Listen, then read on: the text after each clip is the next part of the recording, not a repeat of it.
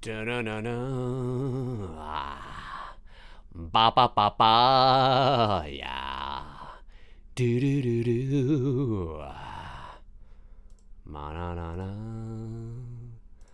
Ba na ba na. Yeah. Ma da da da. We are live. We are live. Oh, yeah. We are live, ladies and gentlemen. Ladies and germs, waiting for people to show up into the chat room, if anybody is going to, that is. We'll see. I had some time this evening, or should I say, hey, it's 10:35 p.m. Eastern Standard Time here in Toronto, Ontario, Canada. Maybe nobody will show up. Who knows? I have no idea. Let's scroll down here and see if anybody's gonna show up.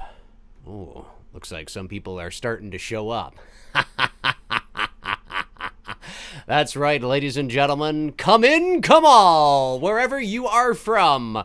Come into the room.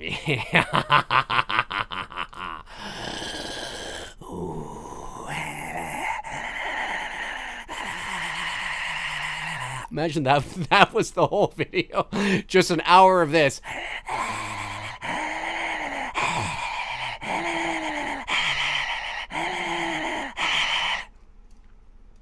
Come in, come in, come in.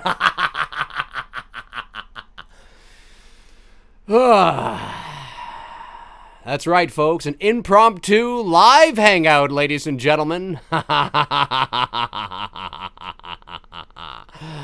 Unscheduled. Sometimes those things are fun. Sometimes those things are, after a long day, it's Wednesday, right? It's hump day, right? Tomorrow's Thursday. We're getting towards the end of the week. Sometimes, you need to just bust out an impromptu live hangout. Why not, right? Hell, let's do it.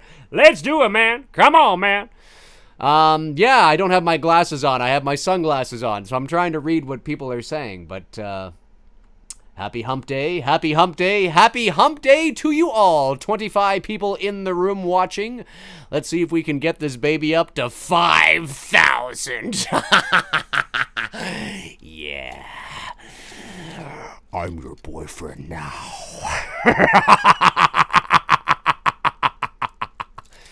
That's the whole video right there, ladies and gentlemen, the whole video. Happy hump day to you all. An impromptu hangout. Hey, everybody. Welcome, welcome, welcome. Come all, come all, come all. We've been live now for about 3 minutes. And I know this is a surprise. You guys weren't expecting this. But you know what? You got to keep things fresh. You got to change it up. I can't tell you everything, all the things that I'm doing. I can't tell you all my plans. Sometimes it's nice to just be like, you know what? I'm going to go live unexpectedly and surprise all you wonderful people that are subscribed to me for some strange reason. I don't know. You care what I have to say. Who knows? Hey, you know what? I should probably, speaking of which, I should probably put on my regular glasses here. No, you know what? I'm going to keep these shades on for a little bit.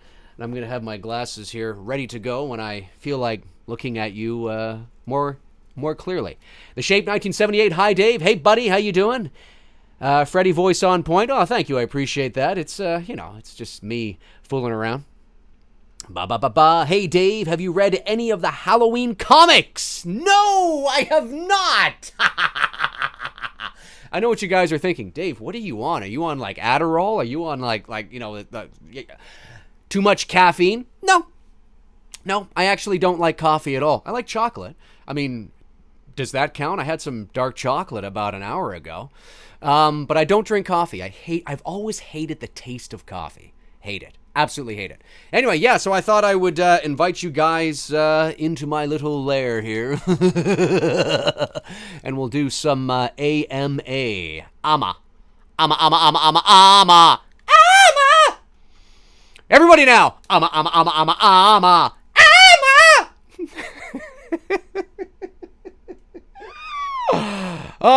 It's great. It's going to be a crazy time here with Dave. 41 people watching. That's good. Hey, that's a good start. especially for Impromptu. Nobody was expecting this. I don't know what you guys are doing. It's 10:39 p.m. Eastern Standard Time here in Toronto, Canada. For those of you on the West Coast, it's only 7:39, so you guys are probably just finishing dinner, and you're like, Dave McRae's live. Hey, McRae's live! All right, Nathan Blizzard, he's down. AMA, everybody. I was ready to what was that? I was getting ready to take keep it PG, folks. PG. Hell, no. PG-13's okay. PG-13. We're not what? I drop F-bombs all the time. We're certainly not PG-13. Who the hell am I fooling? Okay, let's see. 42 people watching. Let's see if we can answer some questions here. Hey, Dave, I'm from Ontario in Oshawa. Tiffany K. Oh, hey, Tiffany. How you doing? Oshawa. Yeah, that's just down the street practically. What, about, an hour or so away from me? Cool stuff. All right, fellow GTA in, I guess if I could put it that way. Oshawa's in the GTA, right? Yeah, I think so. I think you're on like the cusp of... You're like the most eastern part of the GTA, and then when you get past that, it's like you're no longer in the GTA. I think so. Anyway, okay. Rocky Voorhees says, any Creed 2 news, Dave? No, I haven't heard anything about Creed 2. Other than that, so they're in the middle of shooting it, I think, and Sylvester Stallone is, a big part of it, and it's going to be interesting. My only worry is I really like the way the Rocky Balboa story with Rocky Balboa from 2006, I believe. It was 2006, right? Yeah, I think they shot it in 2005, came out in 2006. I really enjoyed that movie, and I thought that was a nice ending, a nice, sort of, tying of the bow on the Rocky Balboa story. And now that we know that Dolph Lundgren is back and Rocky's in there, I just don't want this movie to be like Rocky 4, 0.0, if you know what I mean, or 2.0. I don't want, this is Creed's story. So that doesn't mean there's not going to be some nostalgia. That doesn't mean there's not going to be some cool stuff happening with Rocky, and Drago, because obviously that's expected. We want that. But, we got to, hopefully they remember that this is a Creed movie, okay? And the Rocky story is done for all intents and purposes. That's the only thing that worries me, is that I don't want this to be essentially Rocky 4 Part 2. Dave, did you like Revenge of the Sith? Not particularly. I mean, I like the last, I think the prequels, all you have to watch with that is the last 20 minutes of Revenge of the Sith, and you're essentially caught up. I thought it was the best one out of the prequels, yes, but I didn't think, it's not, let's just put it this way, I haven't watched it in years. Dave, are you ready for Solo? Josh Siemens, am I saying that right? Hey, Dave, are you ready for Solo? Yeah, I just uploaded a video yesterday where I talked about that. I am going to go see it. And for reasons that I explained in the video that's on my channel that I uploaded yesterday. So you can check that out if you haven't checked it out. 46 people watching. Hey, that's not bad for, Impromptu. I thought I would bust out the glove today. Why not, right? Hardly ever wear this sucker. Okay, Sure Dog says, Dave, how do you feel about new Toronto Mayor James LeBron? LeBron James. Yeah, I don't know what happened to the Raptors, man. I mean, they had, I believe it was the second best record in the NBA throughout the regular season. They should have done better. It not necessarily beaten the Cavs, but it should not have been a sweep. I mean, this was embarrassing. I mean, this was ridiculous, absolutely ridiculous. I mean, the Cavs are good, and LeBron James is good. But, I mean, come on. I think even Cavs fans are kind of like, wow, that's a little surprising. That's we were expecting maybe the Cavs would win, 4-2, 4-3 maybe, the Raps, push it to 7 games because, they were a pretty good team throughout the year. But 4-0? I think even Cavs fans, in retrospect, can look back and go, that seemed a little too easy. It was kind of weird, kind of surprising even for Cavs fans. So yeah, I don't know what the fuck happened. What happened, Toronto? Probably blowing this mic out. Do I sound okay, guys? No echo at all? I always like to check that out, make sure there's no echo happening. Ba ba ba ba. Deedly dee. What do we got here? Brandon says, Dave, are you gonna go see the new Halloween movie when it comes out October 9th? Am I gonna go see the new Halloween movie? Brandon, are you new to my channel? You must be new to my channel. You must be, folks. Tell Brandon, am I going to go see the new Halloween movie when it comes out on October the 19th, 2018? It doesn't mean I'm going to like it, but am I going to go see it? Of course I am, Brandon. Be gentle with him, guys. Be gentle with him. What do we got here? I'm squinting with my sunglasses on because I don't have my glasses on. So if it looks kind of weird, I do apologize. But this is impromptu, baby. Anything happens. We don't know what's gonna happen. I think he does that in the movie, right? Yeah, I think it was part 4 he does that. When he's got, like, the meatball on his, on his knife, and he's like, it's like, what the hell happened to this character? Anyway, are you high? No, not at all. High on life, baby. High on life. I don't smoke dope. Nothing against it. If you want to smoke a joint, knock yourself out. Nothing against it. But no, I'm just high on life, man. I'm a performer. I'm an actor, baby. I'm an actor. I can slip in and slip out and be serious all in one shot. So, what do you guys want to talk about? Just want to talk about life and, love and passion? I can do that too. Or I can get really crazy, baby. Okay, what do we got here? I'm pumped for Lori Loomis. Yeah, I don't think she's going to be a Dr. Loomis type of character. I think there is going to be, I forget the guy's name now, but they've alluded to that actor, I forget his name now, but I think he's going to be the Loomis type of character, and Laurie's just going to be she's going to be Laurie Strode.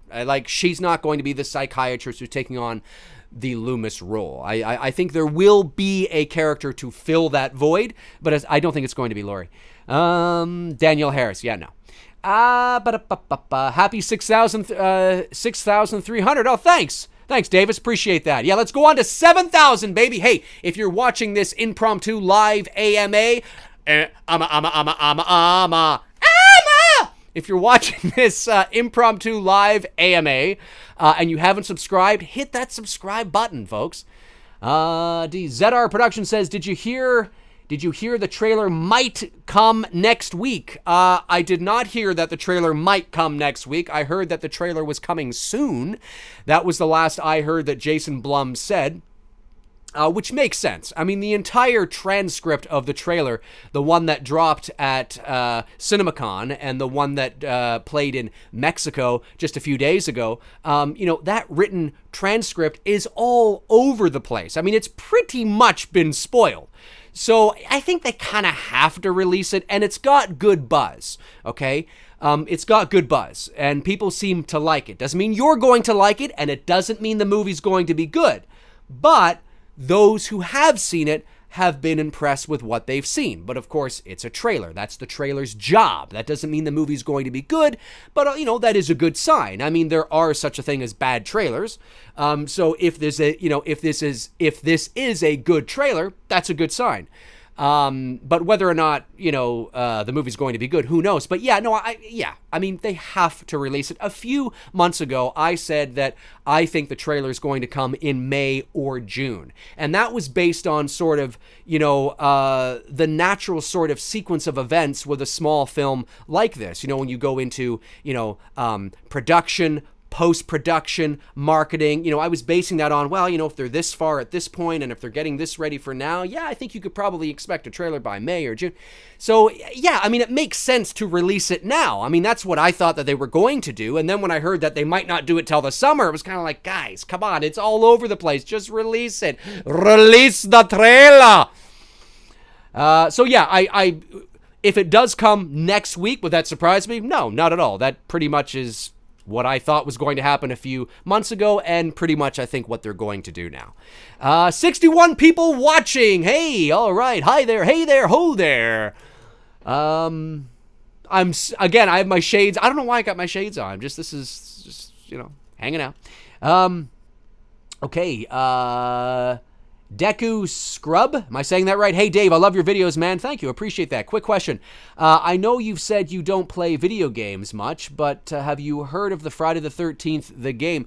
Well, yeah, I don't consider myself a gamer. Hey, you know what? Having the Freddy Krueger glove and doing the air quotes is awesome, isn't it? I don't consider myself a gamer, but I do have a PS4 and I like to play NHL hockey. What Canadian doesn't, I guess. And I like, GTA 5 and I like Ghost Protocol and, those kind of games. But I'm not a gamer. Like, I certainly am not up on the latest trends and playing all the games and I'm playing it every day and not even every week, right? I'm a casual gamer. So, that out of the way. Have I heard of the Friday the 13th game? Yes, I have, but I haven't had a chance to play it yet. But I would love to play it. Death Ahead says, did you watch Infinity? I have not watched Infinity. For all of you guys who have been messaging me wanting to know my thoughts on Infinity Wars, I have not seen it yet. And it's not because I think it's probably, a bad film or I hate it or no. It's just, as I've mentioned in the past, I'm not a big superhero person. So I like your staples, obviously, like your Batman, your Spider-Man, your Superman. I mean, those are sort of like your superhero staples, right? But I'm not emotionally invested into the MCU or the DCU, or the DECU, I guess I should say. So I'm not really invested into that, or the DCEU. I think I said that backwards. Anyway, there's a lot of films I haven't seen. And I know that might sound weird because we're sort of in the superhero era now, right? Like it's, it's pretty much a genre in and of itself. And that would be like, asking a Canadian, so do you like hockey? And like, I'm not really into a Canadian. What? What? A Canadian doesn't like hockey? And there are plenty of them that don't. But there's that stereotype, right? And because the superhero genre is pretty much the biggest thing in the world of movies right now, to hear somebody like me, who's a big movie fan, not really invested emotionally into it, seems kind of weird. But I'm just not. I'm just, my buddy Bruce, who works in the industry with me, you saw, I uploaded a video with him at his place of work. He works for William F. White International, which is the largest distributor of motion picture, television, and theatrical equipment in Canada. So when the big boys come up from Hollywood to shoot here in Toronto, they go to White's. And he's a manager, he's the national manager of education and training there. So anyways, He's my best friend, been my best friend for 26 years, and he is really emotionally invested in it. So he lets me know about everything that's happening. But I'm just not rushing out to see it. I'll probably catch it on Netflix. And I know that sounds weird, like, what? Oh my God. But yeah, it is what it is. Okay, let's see here. Hopefully I'm not missing anybody here. I probably am. Donald Coleman says, Dave, I didn't know you were doing a live tonight. Just found out. It's impromptu. That's why that's what the title means, impromptu, which means unplanned, unscheduled, not rehearsed. It's just like, you know what? Let's go live. Yeah. Why not? So anyway, Donald says, who do you think is better at creating suspense, Carpenter or Hitchcock? Well, I think Hitchcock has a better track record of it, because I think John Carpenter is very good at it, but there's only a few Carpenter films that you could point to that have real sort of suspense, and one in particular, and that would be Halloween. Pretty much all of Hitchcock's films, in one way or another, were very much theater of the mind, very much like what Halloween was. Whereas once you get to, The Thing, They Live, In the Mouth of Madness, and Village of the Damned, and the later Carpenter films, The Ward and things, they're not really based around that. Halloween is, and The Fog kind of is, and Christine, yeah, a little bit, but The Thing really, The Thing has suspense, but we're talking about like, it's just a theater of the mind kind of film, like what Halloween was, what you think you see, what you think you hear, hardly any blood, no gore, just that weird sort of eeriness, that slow burn. Probably Hitchcock, but not because Hitchcock is necessarily better, but just because we have more of a portfolio from Hitchcock where he has really good examples of that. Like most of Hitchcock's films were just that. So, and it was also because he was doing movies in an era, horror movies, if you will, or creepy, eerie films in an era where that's what horror was, right? It wasn't blood, guts, and gore. It was all about the theater of the mind and eeriness and suspense and slow burns and creepiness. And so there's just more to pull from when, we talk about Hitchcock. So, but hey, if Carpenter was to go on and do other creepy, eerie films that relied on the theater of the mind, like Halloween, could he pull it off? Oh yeah, I'm sure he could. He just didn't, for the most part. Sorry guys, 77 people watching. It's an impromptu live event, and there are 77 people watching. Hey, you know what? I'm gonna take these sunglasses off now, and I'm gonna put my regular, poke my eye out, regular glasses on there. And now I can actually see! I can actually see!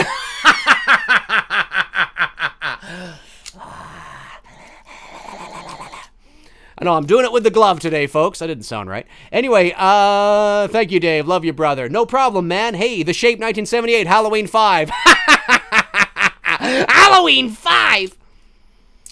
Okay, what do we got? Hey, again, if I miss your question, it's nothing personal, guys. It's just the chat's going by really fast.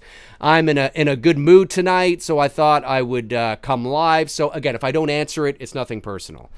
Just the things going by fast. Don't be afraid to ask it again if some time goes by and you don't hear from me. Chop Block. Hi, Dave. Hey, Chop Block. How you doing? Detroit Skills, nothing personal. We live, family live. Horror, most of Hitchcock's are thrillers, only Psycho and the Birds I put it as horror.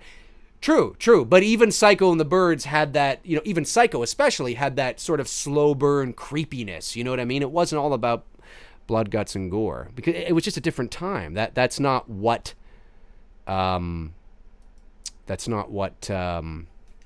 horror was back then. Dave, as a heterosexual man, you are extremely attractive. On average, how much?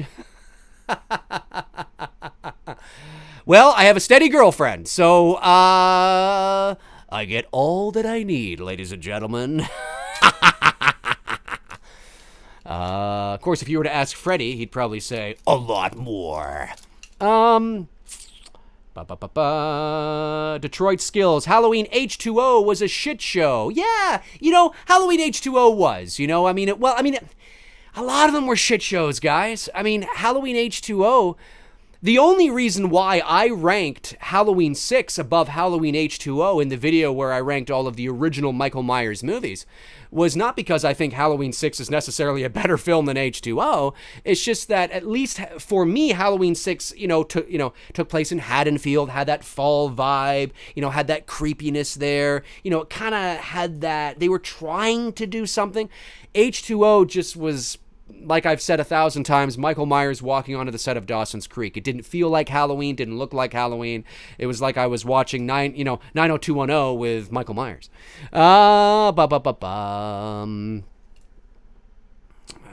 James says, how exactly big is hockey in Canada? Kind of surprised that we have at least 5 professional hockey teams here in Texas. All this. Oh, hockey's huge. Hockey is the number 1 sport in the country. I played hockey growing up. Most, boys did, and of course a lot of the girls are now too. When I played, there were a few girls that were playing, but nowhere near as many as there is now, which is always, great to see. But oh yeah, it's huge. It's huge. But funny enough, even though I'm in Canada and I'm in Toronto, my favorite hockey team is the Buffalo Sabres. They suck. They're a horrible hockey team. Hopefully they'll get better. They should have been better than what they were. But yeah, I've always loved the Buffalo Sabres. I've loved them like 35 years. I've never won the Stanley Cup. Been in it twice. 75, I think, against the Philadelphia Flyers, and God, I'm spitting all over the place now. In 75 against the Philadelphia Flyers, I think it was 75, and in 99 against the Dallas Stars. But that's as close as they've come, folks. Brandon Treat says, Dave, which Chucky movie was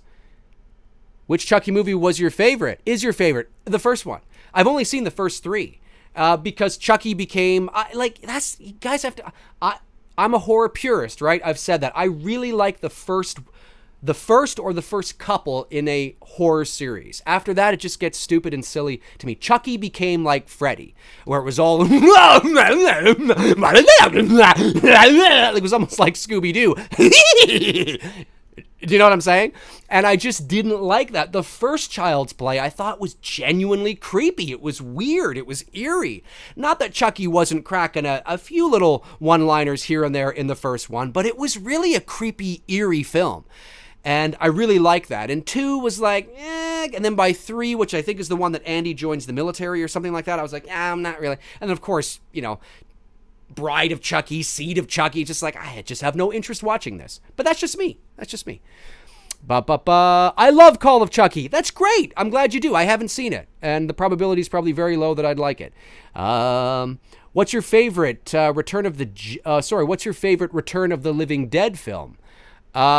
You mean like what is my favorite of the Night of the Living Dead films? Or I like the first one, 1968 or 9 or whatever it was, the black and white one. Not the later 80s one where they remade it and it was in color. I think it was 80s. Maybe it might have been early 90s. I like the original Night of the Living Dead. It was really great. Chloe says, what's your opinion on Wes Craven? Oh, I love Wes Craven. I think it's too bad he died, obviously. I think he was taken a little too soon. I mean, he was up there. I think he was in his 70s, right? So it's not like he was in his 30s or something. But certainly he could have lived a few more years and it would have been spitting all over the place. Sorry about that, guys. It's what happens when you do crazy stuff. I think it would have been interesting to see him do another horror film. But his legacy is huge. I mean, Freddy Krueger and Ghostface.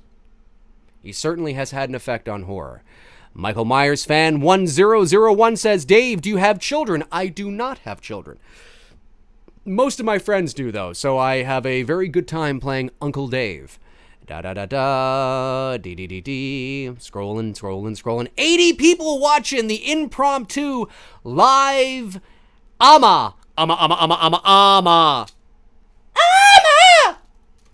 Everybody at home now, wherever you are, if you're on transit, if you're on the subway, if you're in your home, if you're cooking dinner, everybody,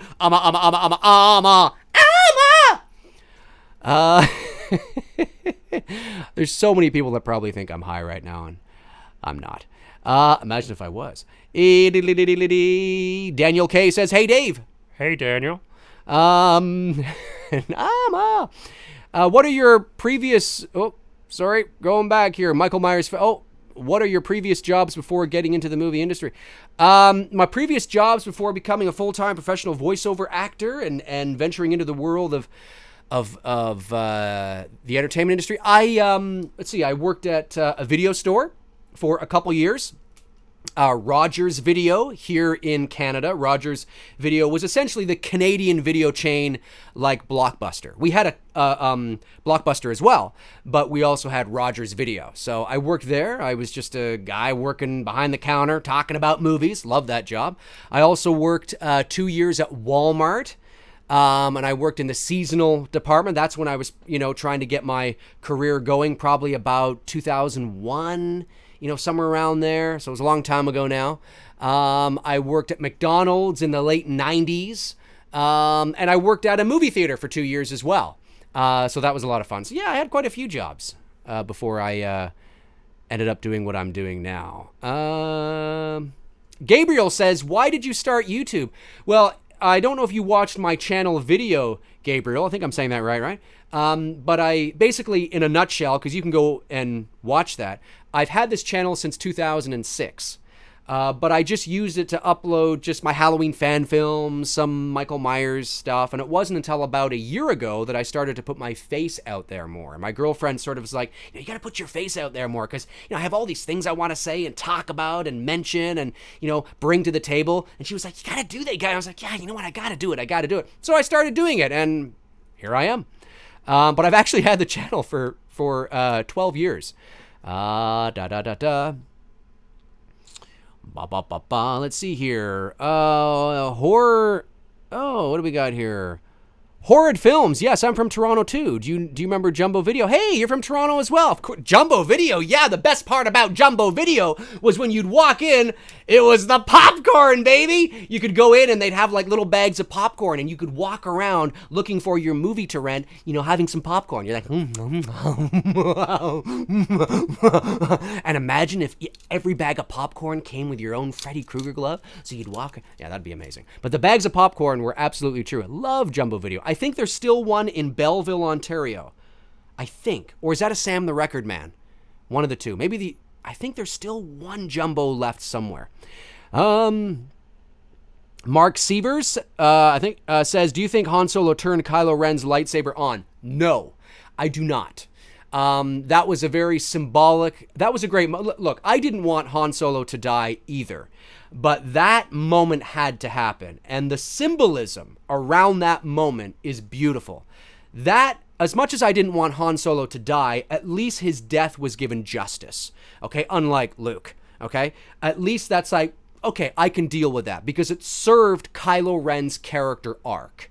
All right, Kylo Ren needed to kill his father. Do you remember when Snoke said, even you have never faced such a test? You heard that in the trailers as well.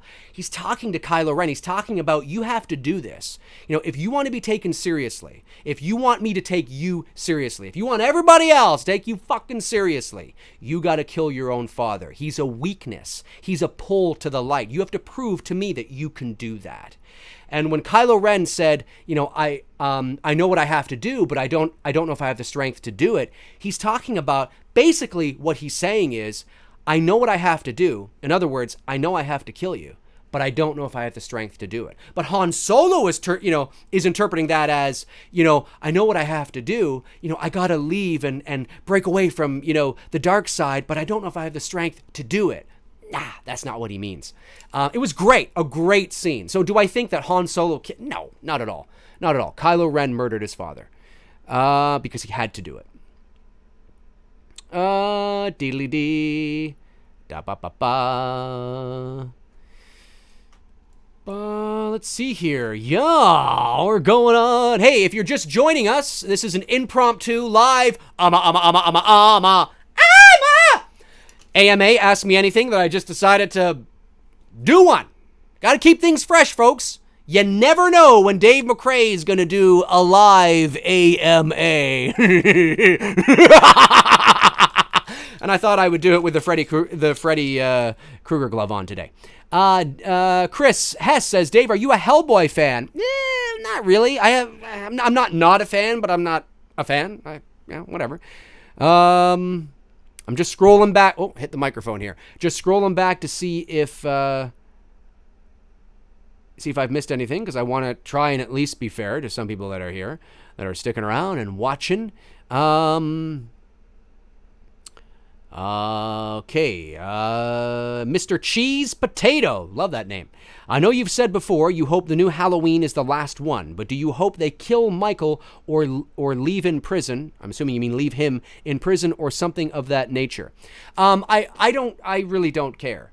I think I hope it's the last one. And the reason why I hope it's the last one, and I've said this 1,000 times, but is because look, I understand that it's if it does really well at the box office, they're going to figure out a way, more than likely, to extend it. But I'm hoping that it's the last one, because the whole reason they're going back to do this movie and negating all of the sequels, the whole reason they're doing that, ladies and gentlemen, is because they want to go back to the roots and the essence of what Michael Myers was in that first movie. Well, if you extend, the series beyond this first movie, Michael Myers is going to eventually become the very thing you were trying to avoid by doing this movie. Do you know what I'm saying? So it's kind of like, so what you're doing is that you're negating all these other sequels because you think they're garbage in order to create a fresh sequel to start another line of sequels that will undoubtedly become convoluted, boring, predictable, and garbage. Like, that just doesn't make any sense. Like, it's dumb. What I think they should do, and Tony Michael as well, if you guys haven't checked out his channel, check it out. He's got a good channel. and I agree with him 100%. What I think might be interesting is they actually maybe start an anthology series in the Michael Myers universe. Now, I know some of you might be like, no, Halloween is Michael, Michael is Halloween. And look, I get it. I understand it. I empathize with you and sympathize as well. I totally get it. I agree with you 100%. But I'm just saying that what are you going to do? Do you have standards? I'm not saying you don't, but do you? Do you want a plethora of Michael Myers films and you don't care whether they're good? You don't care whether they're good. You just want Michael Myers. You just love a Michael Myers movie every year or every 2 years, and you couldn't give a shit whether they're good. And if that's where you sit, that's okay. Then you should be looking forward to this movie doing really well and then making a ton of Michael Myers movies that are hugely successful and carrying the story on from this sequel and yada, yada, yada. Or do you want there to be one great final Michael Myers movie that you could watch over and over and over again, and maybe you don't get any more, but it was really good. It was a great way to end the series. And that's where I lie, because I have standards. I'm not saying you don't, but I'm saying I don't want 4 or 5 more shitty Michael Myers movies. And inevitably, that's what's going to happen if you continue the series from this sequel. Or you go the anthology route, right? And maybe you do other creepy, fucked up, weird Halloween-centric movies, maybe in the Michael Myers universe, right? So it's like the town of Haddonfield is not necessarily the focus of a new Halloween movie, but it exists within that universe. There's like another town down the street called, I don't know, like they call it, the town of Trentdale, or something to that effect, right? And something weird happens in the town of Trentdale, but in that movie, you hear them talk about Haddonfield, or they mention, something like that. Like that might be something they could do. They couldn't do that 35 years ago, but with the popularity rising with anthology films and creating universes, I think it might work. It might fly. I would rather look at that than 4 or 5 more goddamn Michael Myers movies. Those are my thoughts on that. Okay, let me scroll down here. Let me see here. Just looking for people. Hey, 100 people. 97. We were at 100 people watching live. Come in. Stick around. It's 11:11. We've been on now for 37 minutes. Welcome to prime time, bitch.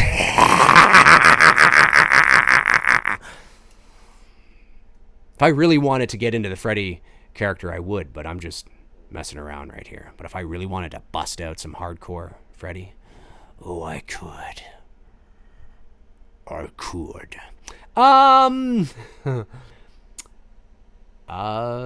Sorry, I'm just looking here. Sorry, guys. Okay, how much will the internet come into effect in the new movie?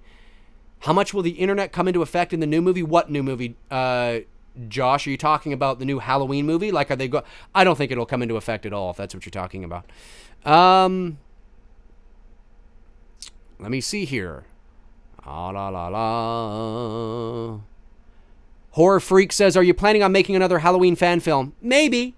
I have no immediate plans at the moment. Rick Baker, ladies and gentlemen, from across the pond. Rick, good to see you in here. If Michael Myers is simply apprehended after he falls off the balcony in 1978, doesn't that remove his mystical quality that made the original end so fascinating? Yes, 100%. Absolutely. Absolutely. Which is why they really didn't need to do this movie in the first place. Am I going to go see it? Well, of course, because it's going to play on my nostalgia and it's going to be neat to go see, and they're going to definitely, it's really what this new movie is really a very high budgeted fan film. I mean, that's pretty much probably what you could look at this, right? It doesn't mean it's not going to have some, originality to it, and it doesn't mean that it's not going to be good. But certainly, Rick is right. I mean, the whole the whole idea of that first movie was that was the ending of the movie. He's gone. Donald Pleasance looks over and he's gone. That's just it. That is the end of the movie. He's the boogeyman. That's the end. That's why there was never even supposed to be a Halloween 2. I think Halloween 2, all things considered, if you're going to do a sequel to a horror movie, there are certainly worse sequels out there.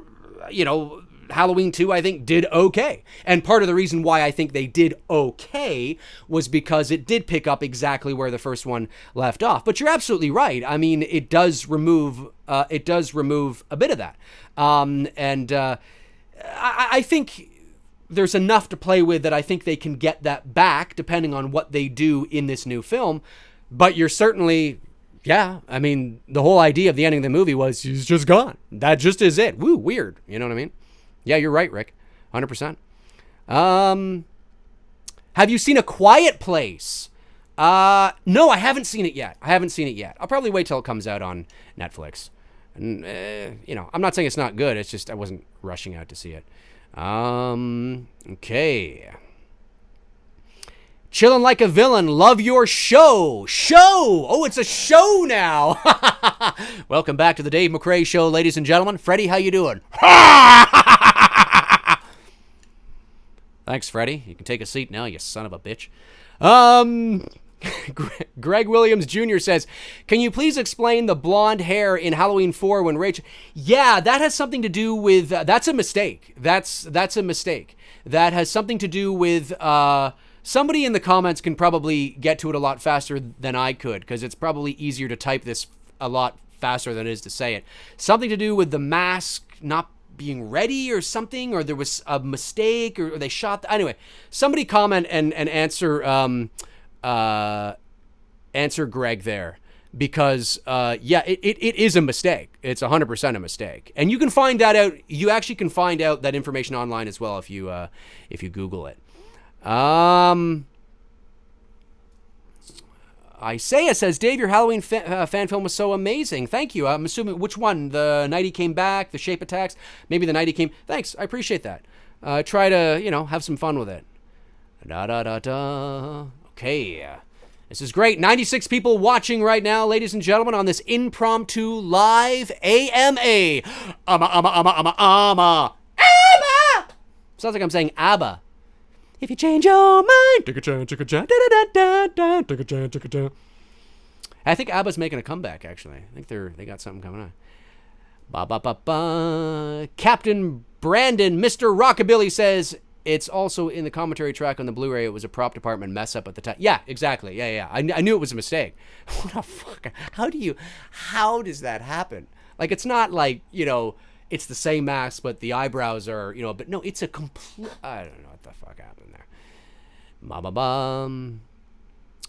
Okay, again, if I miss your comments, I apologize. The reason why I'm using this arm is because I got the Freddy Krueger glove on. I thought I would do this with the Freddy Krueger glove today. Oh, 102 people watching. Hey, this is awesome, guys. Thanks for tuning in and checking in. Let's go back here and see if I will, like I like to say periodically, if I don't get to your question, it's nothing personal. It's just there's a lot of people in here and a lot of stuff flying by. Player Boy 96 Iffy, what do you think the new plot will be about? The new plot will be about in regards to what? The Halloween film? Well, it's pretty much there. Michael's locked up. And hey, it's kind of cool that a lot of these predictions that I made in my predictions video back in February are coming true. And some people have asked, well, how did you know that? Nah, it's just when you understand the Halloween mythology, when you understand John Carpenter, when you understand, you know, cinematic language, when you understand how these things work and, you know, what they say when they really, it's just, you can kind of piece some things together and be like, this is probably what's going to happen. This was going to happen. And you guys can do it too. It's not that you just, I mean, I might be able to do it a bit easier because I have a leg up in certain areas, but when you know what to look for, it's there. And you guys can check that out.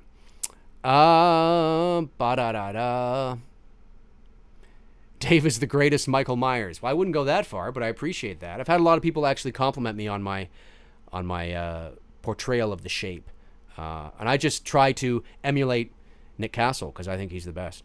I'm looking forward to James Jude Courtney's portrayal to see what he does. Hey, Dave, this is 255. CH255. Hey Dave, would a Netflix style show called Haddonfield, telling the story of Dr. Loomis' other patients before he met Michael, seem interesting? Yeah. I don't know, because then they would have to be more interesting than Michael Myers. Michael Myers is the bar, and if you're going to do a whole show about Dr. Loomis's patients before Michael, for those patients to be interesting, they would have to be even more sort of iconic and weird and crazy and, notorious than Michael, right? And we want Michael to be sort of, special. So I don't, that's one of the reasons why I hate when they do like a Texas Chainsaw Massacre, right? And then they do a Texas Chainsaw Massacre, the beginning. And it's like, no, I don't want to know that there was something more wild and crazy before the Texas Chainsaw Massacre, because to me, the Texas Chainsaw Massacre is that story. And now you're going back and telling a more notorious, kind of story. It's like, well, then that dilutes the Texas Chainsaw Massacre story. And I just don't like that. I don't want anything to dilute the Michael Myers story. And I think in order to be able to make the show interesting, you'd have to have even somebody crazier than Michael. Otherwise, it's just, you know what I mean?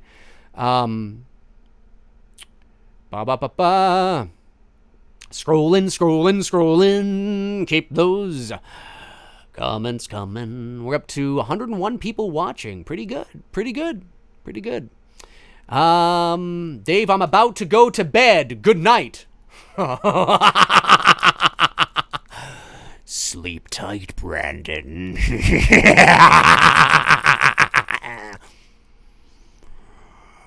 I'm your boyfriend now.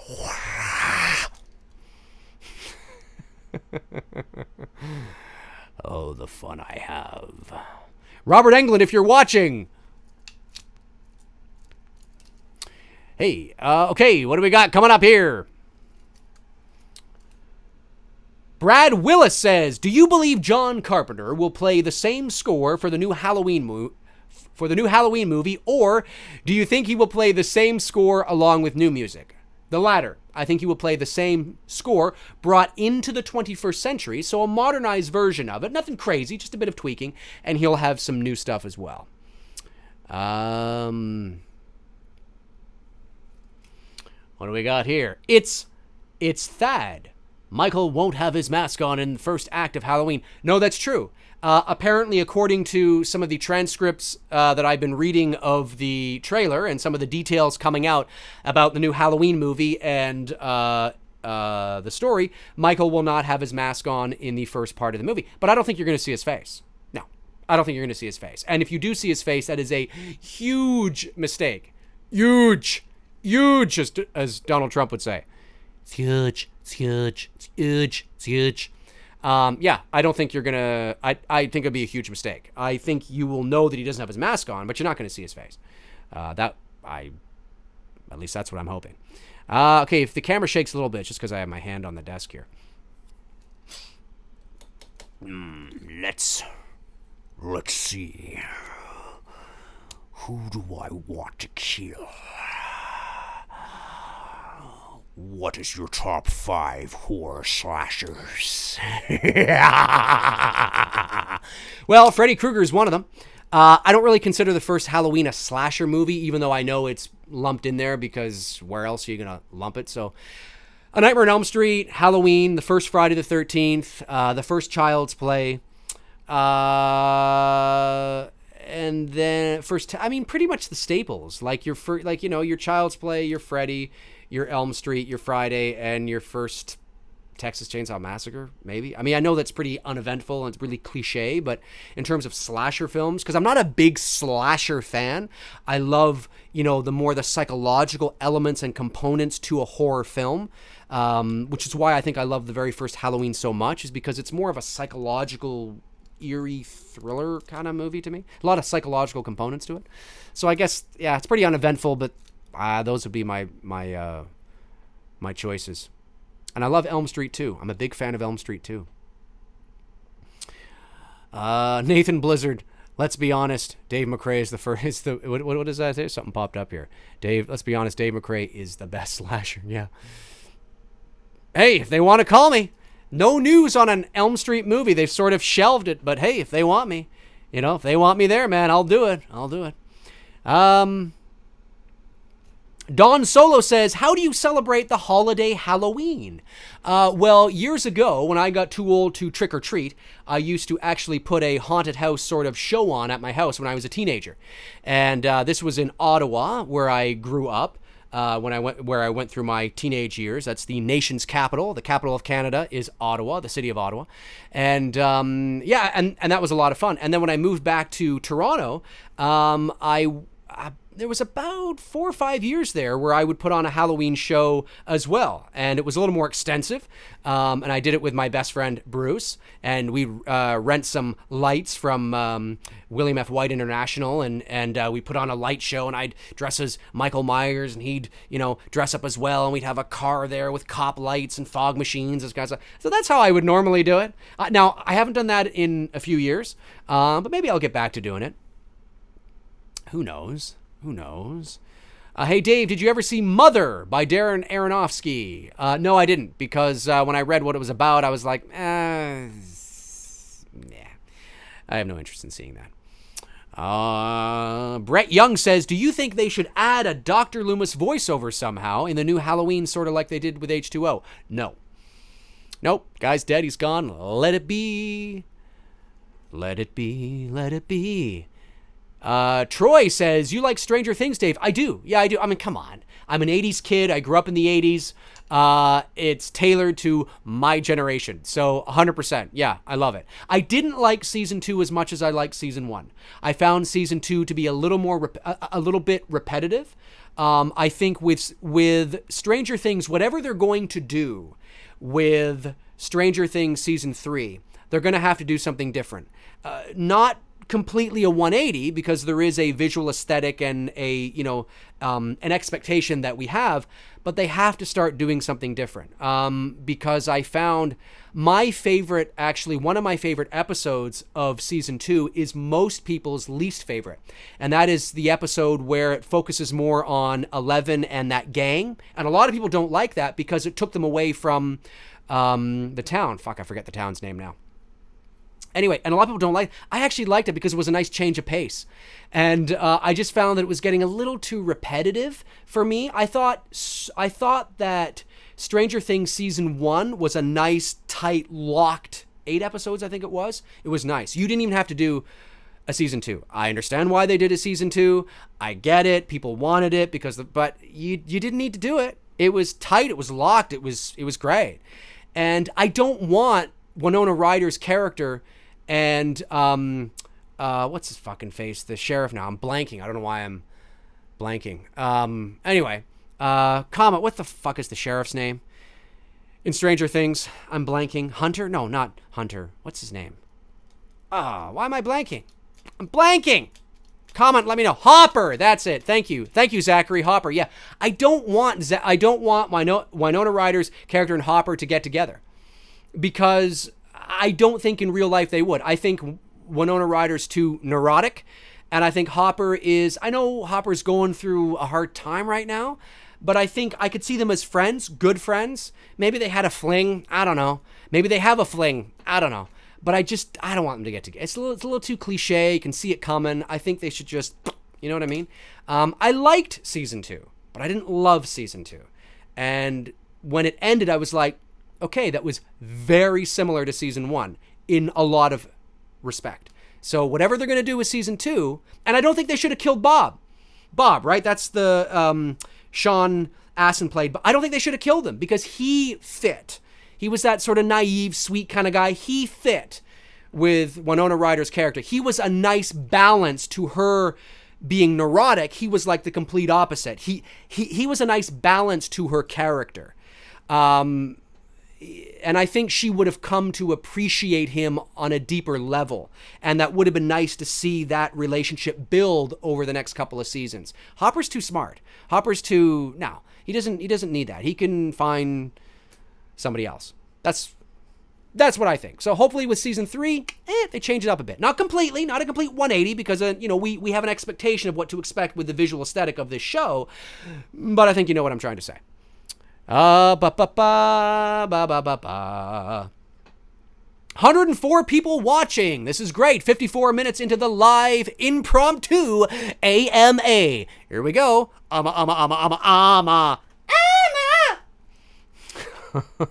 Southland says, have you ever seen the T. West film, The House of the Devil? No, I haven't. Is it good? I'm assuming it's good, or you wouldn't have mentioned it. Have you ever seen The Changeling, 1980? Of course I have. I believe that's a Canadian film. Yes, I have. I have seen it. Haven't seen it in years. I do have it on DVD. I should watch it. Maybe I'll watch it later tonight. Late night movie in my home theater with my cat, like I did last night. Last night I watched Pet Sematary with my cat.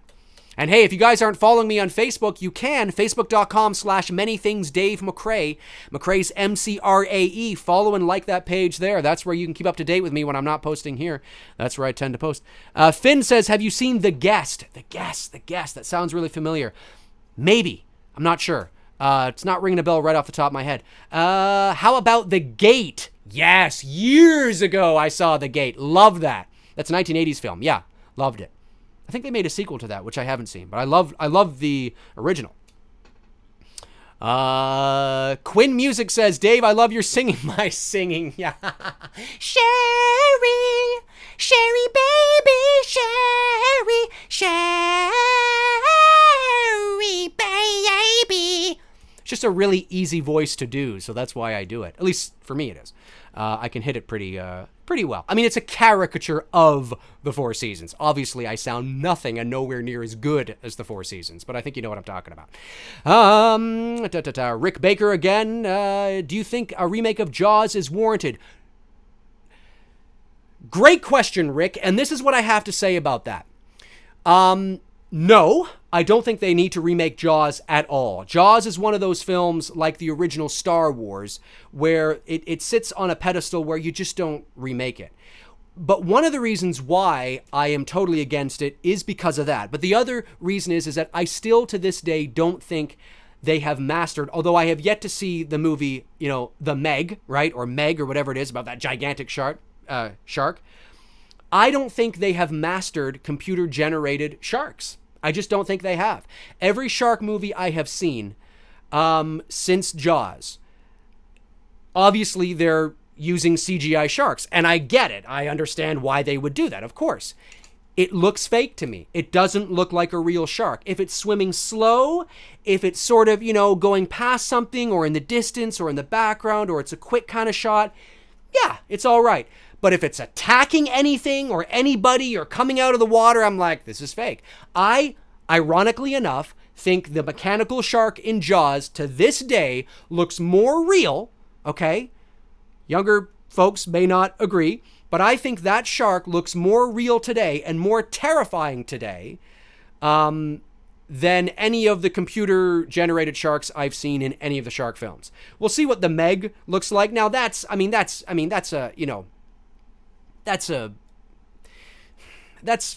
based on a prehistoric shark that was huge, and the Meg film even extends that, it's going to be an exaggeration, so that's probably not the best movie to judge that, but every movie I've seen, whether it's been Bleep Do See, Bleep Do See, it's a whole other film there, folks, Deep Blue Sea, that recent one, where the, what's her face, oh God, I forget the name of it now. But anyway, every shark movie I've seen quite a bit of them.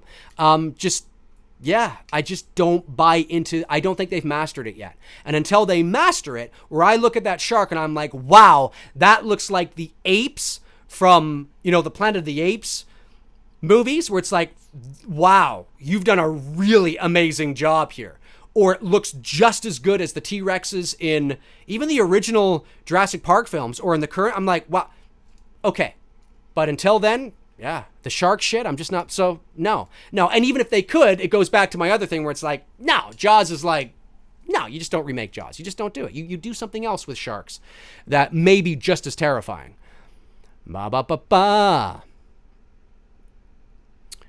The Shallows. Thank you. Yes, that was it. Wasn't a big fan when the shark would come out. And I'm like, this is a CGI shark. They haven't mastered that yet. And I don't know why. I don't know if it's Weta Digital that's doing it or if it's in Industrial Light and Magic. Weta Digital, man. Fuck, I don't know. They give Industrial Light and Magic a run for their money when it comes to things looking fucking legit.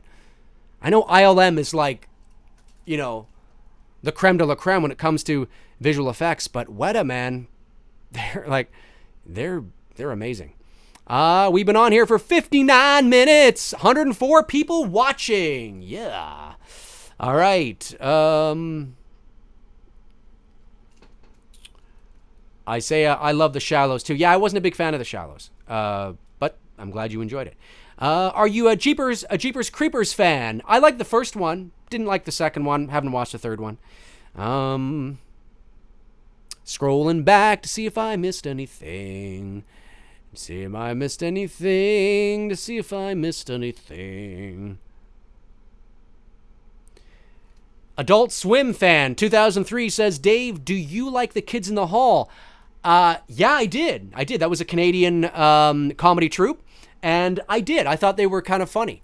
And they had that movie in the late 90s. It was Brain Candy, I think it was. That was kind of funny. Definitely not PC, I'll tell you that.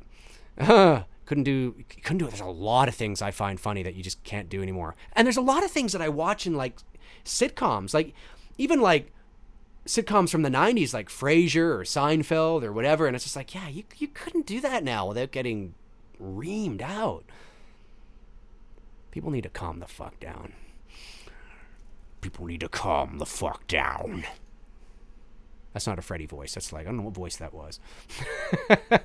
Have you seen The Witch? Are you a witch?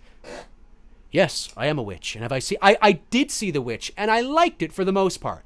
A little slow at times, but I'm a big proponent of mood and atmosphere and that slow burn. And there's a few creative choices in The Witch that I would have done differently to help sort of maybe speed up the pace a bit. But overall, I thought it was all right. I certainly didn't hate it. I thought it had some nice moments. 100 people still watching, folks. Just scrolling back here to see if I missed anything. There's a lot of stuff going by. I'm noticing, too, that a lot more women are subscribing to my channel and commenting, which is great, because clearly with what I talk about and my personality and things like that, I'm very aware that my demographic is probably going to be mostly men. But it's nice to see some women getting into the game as well. I think that's great. That's always nice to see. So if there's any women in the chat room right now, make yourself heard. I think that's totally awesome. Zachary, oh, my stomach just growled. Zachary Bryant, how do you feel about the 2003 remake of the Texas Chainsaw Massacre? Zachary, I liked it. I saw that movie in the theater when it came out, and I really enjoyed it. I watched it again. Funny enough, I watched it again about a month or so ago, and I didn't like it as much. But I still enjoyed it. I saw it. It's solid. It's a solid remake. And I watched The Strangers again about 2 years ago. I know a lot of you guys are like, oh, I watched it more recently than that. I haven't seen the sequel, okay? But I remember when I watched The Strangers, I remember thinking to myself, I still like it, but I don't like it as much as I did when I first saw it in the theater. It's kind of funny how that happens, right? Some movies just even, in a span of 10 years or, 15 years, how they can have that effect on you. I still like it, don't get me wrong. I remember liking it more when I first saw it. Oh yeah, it has. It's aged very well, for sure. You know what movie I watched tonight that I hadn't seen, and I watched it before I jumped on to the live stream here, was The Visit. M. Night Shyamalan's The Visit. And I gotta say, I enjoyed it for the most part because I like psychological films like that. But I think, had it not been an M. Night Shyamalan film, I don't think it would have gotten the praise that it got. Now, it did get mixed to positive reviews, so not everybody enjoyed it.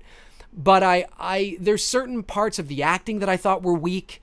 Certain parts that felt just a little too, like, for example, that scene when the little girl, I shouldn't say little girl, the teenage girl goes into the barn and sees her papa, with the shotgun, right? And clearly, because of the way it's shot, it is, because of the creative choices they made in terms of how to shoot that, he was about to blow his head off, right? And she stopped him. But then he has to say, sorry, I was just cleaning it. I was, honestly. Really, I was. It's like, I sat there and I remember thinking, no, don't say that. You don't have to say that. Don't tell the audience what he was doing. Just have him pick up the rag and clean it like he was cleaning it. You don't have to have the actor verbalize that's what he was doing. That's a creative choice. That's a directing creative choice that I would have said, no, don't do that. Don't do that. But that's like, in case you missed it, he was just, no, don't do that. I get it. I got it. It would be much creepier had he not said anything. And we just come around the corner and he's about to blow his head off, right? And then all of a sudden he goes, hi, yes? Whoa, that's a little creepy, right? Do you know what I'm saying? But no, instead he's like, I was just cleaning it. Sorry, honestly, I was just it's like we're telling the audience, don't do that. So there's a few things in the film like that I thought they were just handing it to the audience too much. Like, we're smart, we can get it. And if we don't get it, that's not your problem. You did a great job on conveying the fact that he was going to blow his head off. And if somebody missed that because they were munching on popcorn and they happened to look away, or they just didn't get it, not your problem. It's there, so... Yeah, I just think, people praised it because it was the best M. Night Shyamalan film we have seen from him in a long time. And that, I will say, yes, that is true. He goes back to his roots, right? Back to, the low-budget horror psychological roots. Yes, I will say that. But if that wasn't an M. Night Shyamalan film, I think it would have come and gone and nobody would be talking about it. Nobody. So I thought it was okay. Had some nice moments, but, yeah. There were some nice moments. Some things I'm like, I like that. I like what they did. But overall, I wasn't crazy on it. Okay, let's see here. Scrolling. My ass is getting numb because I haven't changed positions in a while. You probably hear the squeaking of my chair. Wah. There, you know what? I'm going to put the mouse over here. I'm going to use my left hand for this. Oh, yeah, okay, I can do this. I can scroll with my left hand. Can you do the voices of Austin Powers, Dr. Evil, and Fat Bastard and Shrek? Not really. I probably wouldn't do them justice. I'm not much of an impersonator or an impressionist. I can do characters of certain things, right? And things like that, but I'm not much of an impressionist. You'd want somebody to... I wouldn't do it justice.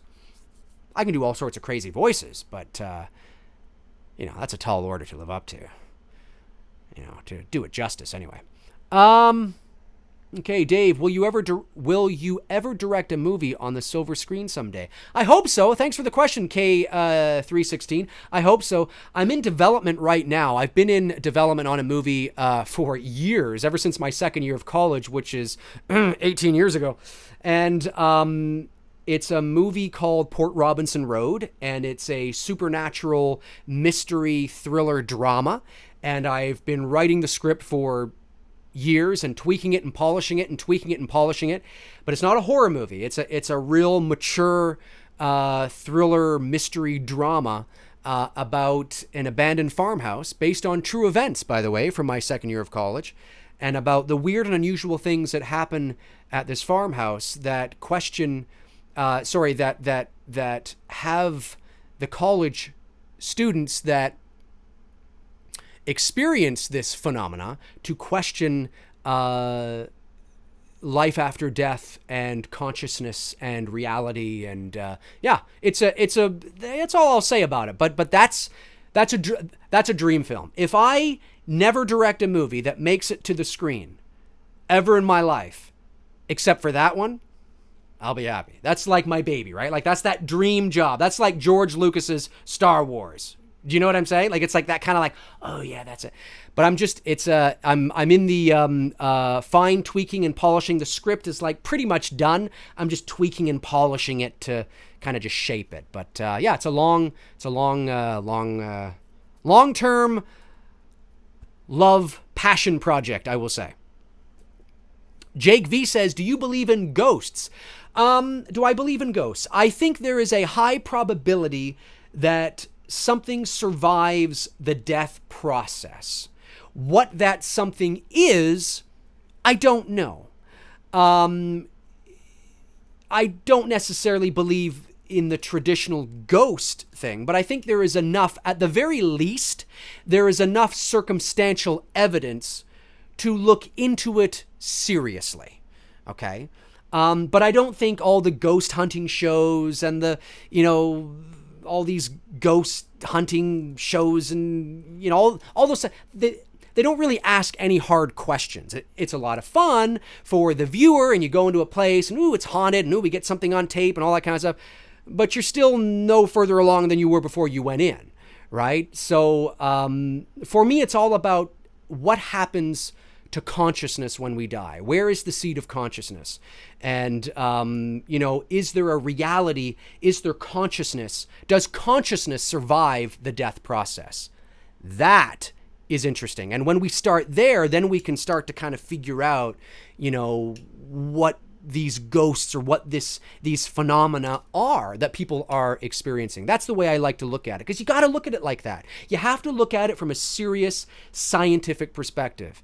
Because if you don't, you're just going around in circles, but I do believe that, yeah, I think something survives the death process. What that is, though, I don't know, but it's a fascinating topic to discuss. And for the most part, that's kind of like what my film is about. Okay. Oh, okay. Just wondering. Yeah, it's okay, man. That's a little too deep for me. I was just wondering, man. Like, okay. Have you seen The Grudge? I have. Yeah, I saw The Grudge. That's the one with Sarah Michelle Gellar, right? Yeah, I saw it. I think I might have seen that in the theater. But I turned off The Grudge 2. I hated The Grudge 2 so much that I turned it off. I thought it was garbage. Ba-ba-ba-ba. Scrolling. Again, hey, if I miss your questions, it's nothing personal, guys. I got 100 people in the room here and a lot of people asking questions. Okay.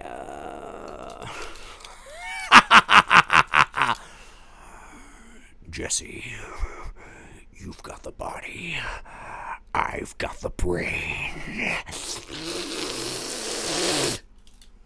That was good. That was a good part.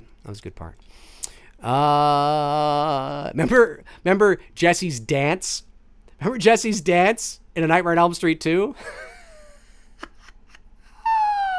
Show me, baby. Na, na, na, na. I forget how it goes now, but God, that was fucking funny. Okay. Did you see the Blair Witch Project, and what did you think of it? From Michael Garces? Am I saying that right, Michael? I did see the Blair Witch Project. I saw it in the theater back in 1999. In 1999, I was 20 years old, so I saw it in the theater. I love the concept. Wasn't crazy on the movie. The dance is horrible, yeah. I think it is. It's fun. It's funny to watch, though. Whenever you get to that part, you're like, who's dancing like this? Who does that? I should do that every morning. And when I get up in the morning,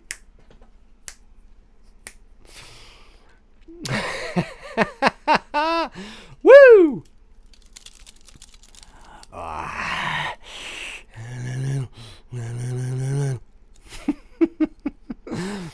Corey K, how come you never talk about The Thing, the movie, another John Carpenter? I don't know. The Thing, I guess I could talk about The Thing. It's a good movie. I think it's an underrated John Carpenter film. Didn't get the recognition it deserved in 1982 when it came out. I think it was 82, right? I think it was steamrolled by E.T. That was one of the reasons why. I think it just, E.T. was like the phenomenon of the year. But I think it's gained a cult. A lot of Carpenter films have gained cult status, right? The Fog, Big Trouble in Little China, The Thing, They Live, In the Mouth of Madness, But I liked it. I could talk about it, I guess. It's not a Carpenter film that I tend to go to a lot, but it's good. Mark Seaver. Dave, who is the hottest actress in your opinion? Well, when I was growing up, I had a big thing for Jennifer Love Hewitt. So I remember I had, pictures of her on my wall, and I had calendars of her. And I remember when I was in college, I got 4 versions of the same calendar. For Christmas, people gave me 4, unbeknownst to them. It's just, I got 4 of them. I was like, do I really like her that bad? Like, you guys are all buying me the same calendar. They didn't know that they were doing that, right? But they were like, oh, we got Dave all the same gift. It was kind of funny. But yeah, I was a big fan of Jennifer Love Hewitt. Well, when I say a big fan, I thought she was hot.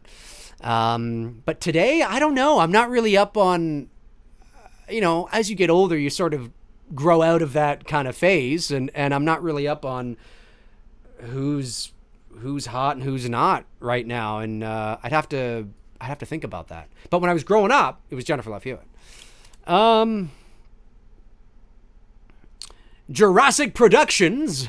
Hey Dave, if we could get it, would you want to see a conclusion of the Thorn story with none of the problems with H6 and H5? No. Nathan Martinez says, hey Dave, quick question. This is totally off topic, but who do you think killed Tupac and Biggie? I don't know. I have no idea. Now, I did do, there was a series called Final 24, and in 2007, I narrated the U.S. Biography Channel version of that show. That version of the show you can't really get anymore. It's usually the British version if you find it. It might even be on Netflix, but I believe it's the British version. But anyway, I did do the US version of that series, and one of the episodes was all about Tupac and his death. But I forget what the conclusion was or what they thought happened. So I'm not really sure. I'd have to watch that episode again. But that was 96, right? I think that was after the Mike Tyson fight or something like that. Yeah. Michael Myers fan 675 says, Dave, do you like Halloween 6? No, I don't. Guy, I don't like anything past Halloween 2. I respect Halloween 4 because I think it was a decent return, and there's a lot of redeeming qualities. But for the most part, for me, the Halloween movies are 1 and 2. That's it. I can always find something to like about the sequels, but I'm not a big fan. Josh, hey, did you see Wolf Creek? Yes, I did see Wolf Creek. I liked Wolf Creek. I did like it. That came out at the time when there was a lot of that sort of borderline torture gore porn that were being released sort of in the mid-2000s with Hostel 2, the first Saw, Wolf Creek. There was a lot of sort of that torture kind of stuff happening in the middle of the last decade, and I actually quite enjoyed it. I thought it was, at least I remember enjoying it. I bought it, so I must have enjoyed it. I haven't seen it in a long time, but yeah. Jackie Chan and Chris Tucker were both talking about Rush Hour 4 coming out next year sometime. Don't hold your breath with that. I really enjoyed the Rush Hour films. I like them all. I even like Part 3. I went to see Part 3 in the theater with my mom, and they're just fun. They're silly movies. I think Chris Tucker is funny. He reminds me sort of Eddie Murphy from the Beverly Hills Cop films. Now, I think that Eddie Murphy is far superior, but there's that essence there, right? There's that flavor because he's quick-witted and he's funny, and I enjoyed them. So would I go see a Rush Hour 4? Yeah, why not? Sure, it'll be fun. But don't hold your breath. They've been saying that for years. I mean, Rush Hour 3, I think, was 2007. So don't hold your breath. And Jackie Chan's like in his 60s. Like, come on. Okay, what do we are? An hour and 18 minutes. Okay, we'll keep going a little bit longer. Ba ba ba ba. Nancy. Tina. Watch this. I don't think he laughs like that. I love that part in A Nightmare on Elm Street 1 when Tina thinks, she's actually dreaming, but when she gets out of bed, right? and you just hear when she's looking out the window, all you hear is Tina. Like, it's just this real, because up to that point, it's like, Tina, Tina. And then there's this one deep, like, Tina. And it's like, ooh, it's chilly, man. It's awesome. I love that. Dave, can you please do an impression of Sean Connery? Not a big Sean Connery. I can kind of do Christopher Walken a bit. Like, hello, come on, now, come on, let's do it. There's a flex straw inside. Michael Myers, come on. You kind of got to get that sort of, hello, the boat is back in time. But I mean, I'd have to work on that, right? Like, I know where to place my voice, but as a voiceover actor, as a professional voiceover actor, you're not doing a lot of impressions and impersonations of people, right? I mean, some people do, right? And they're more impressionists and they work on that, but I've never really sort of focused my area on that. I focus my area on original characters, just crazy sort of characters that I come up with, as opposed to being an impressionist. But there's a lot of impressionists out there that can do good things, but I do crazy stuff like, hey man, what's going on? Yeah. And you might think that sounds like somebody, but I'm not doing it after anybody. I'm just doing crazy voices, right? I place my voice somewhere here or somewhere there and I just go to town. Ha da da da. Ba ba ba. Yeah. Remember Inspector Gadget? Dr. Claw? Gadget. What was his cat's name? I forget Dr. Claw's cat's name. Gadget. Ba ba ba ba. Tremors 6 doesn't exist. Yeah. Dave, would you... Oh, here we go. Okay, I see this... Okay, Dave, would you play Freddy if you got the chance?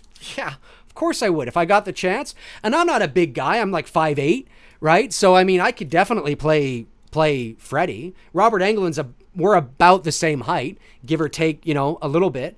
So, yeah, definitely. I would do justice to Freddy for sure, I think. For sure. I could do it. 100%. I could bring justice to the character of Freddy. 100%.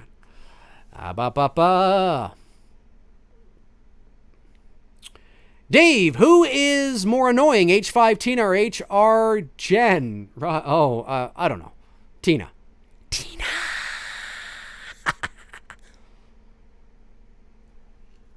Please, God. This is God.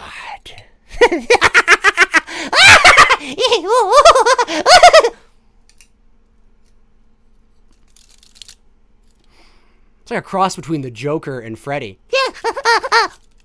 It's almost like what Freddy is, though, in some ways, or at least what he became. He was very, kind of like that.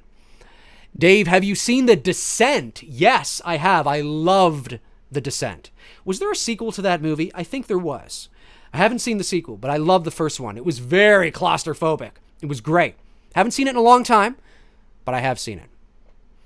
Can you do an impression of Michael Myers? Yes, I can. This is great.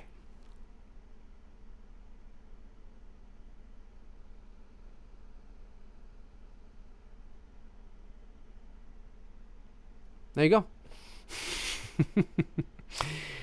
Have you seen Twister? Yes, saw that in the movie theater when it came out. It was on TV the other day. I think it was on AMC or something like that. Ba ba ba ba. Scrolling, making sure I haven't forgot anybody. Ba ba ba ba ba ba ba ba ba ba ba.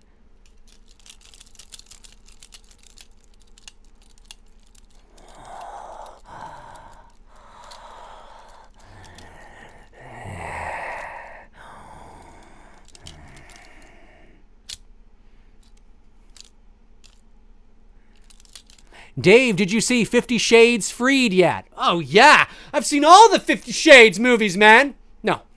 Haven't seen any of them. Have no desire to see... Have no desire. No desire to see the 50 Shades movies. Hey, Dave, did you see The Strangers 2? No, I have not seen it yet. I'll wait till it comes out on Netflix. Then I'll catch it. The Neighbor Slayer says, Halloween video game? You mean like Have I? No, I haven't played it. I'd love to play it, but I haven't played it. Just haven't had the time.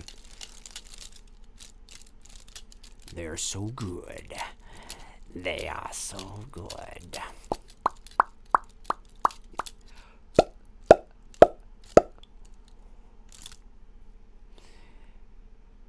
Dave, is that Handy Boy Studios Myers Mask? No, that is an MMK from All Hallows Ghost AHG. Dave, do you like the Beatles? What's your favorite album? I don't mind the Beatles. Yeah, I don't mind the Beatles. I'm not a big Beatles fan. My girlfriend knows more about the Beatles than I do. She's educated me on a lot of Beatles stuff, which is pretty cool. Yeah, so I can't really think of a one that I'd go to. I do like a lot of their music though.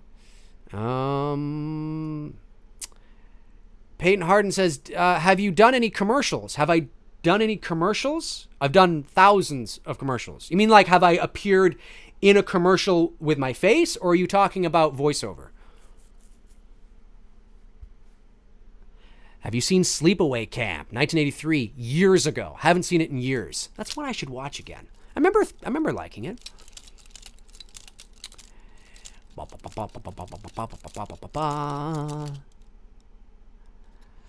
It's great stuff, guys. 92 people still in the room. This is great.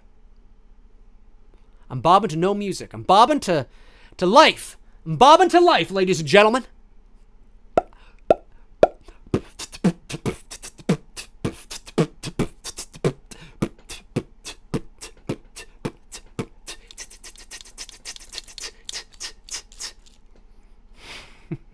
Have you done voiceovers and commercials? Oh, yeah, all the time. Go to my website, The Voice Man.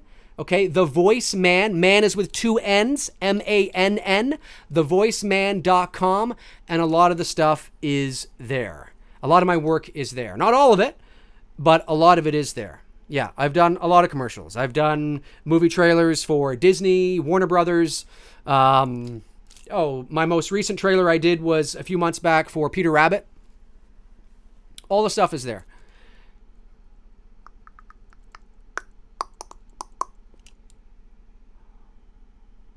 Boom, boom, boom. You know what? I gotta say, wearing this glove for an hour and 26 minutes now gives me a sense of this feeling of power. I think,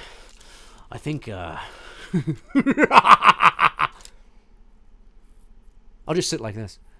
Yeah.